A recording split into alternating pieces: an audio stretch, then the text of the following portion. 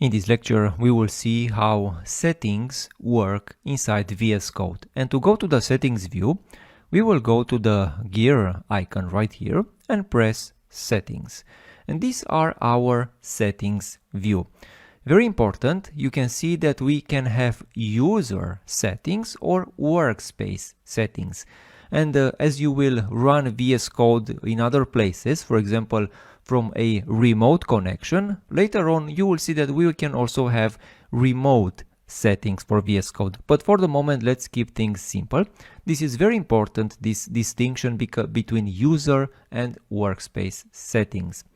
Now, let's see that here you can see we have a search bar on the top for different settings, and then we can have entries regarding all these settings inside VS Code. Again, everything is customizable in VS Code. You can take your time and see what is the way in which you can customize your VS Code instance. This is not the point of this lecture. For example, a useful setting which I find very nice is the auto save.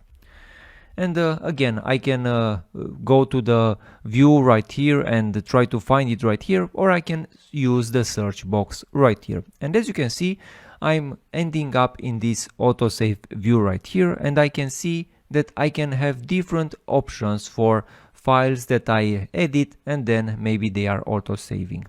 Let's say that I want my files to be auto-saved after I change their focus. So I will select this, and then this will happen. If I will edit a file and then I will change the focus, the file will be saved. Now, what's the difference between this user and workspace settings? Well, let's do a setting right here inside the workspace. And as the workspace, as you can see inside the workspace, the same option is off.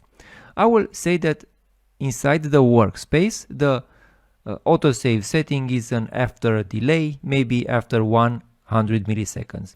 And as soon as I edit it and I made a change, an option for our workspace, you might have observed that a new folder has appeared inside our workspace.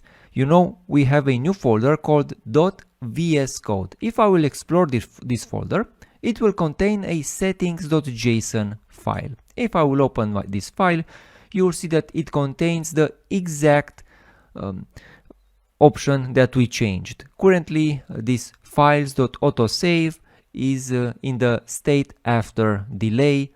Before it was off. The default is off. Well, this means that for this particular folder that I have opened, the option for this files autosave will be after delay. For any other folder that I will open inside VS Code with my system, the option will be the one I have set for my user. And one very cool trick about VS Code, and as you can see, this is the way VS Code persists most of the settings, you know, inside a settings.json file. And we can have a settings.json file locally inside our local folder, or VS Code also has a global settings.json file, one specific to our user.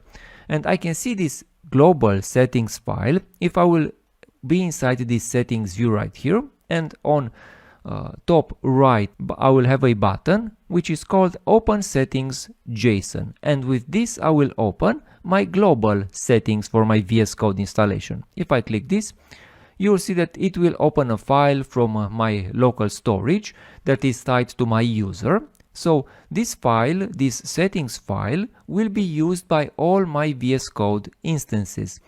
As you can see, this is the files autosave on focus change, the one that we said before. You can see that this also contains the VS Code icons change that we did, also the zoom level. The cool thing is, if I change this, if I now will press Ctrl+, you will see the file will change dynamically. If I will edit this file manually, I will make this tree and save it, you will see also the changes, they will be synced almost instantly.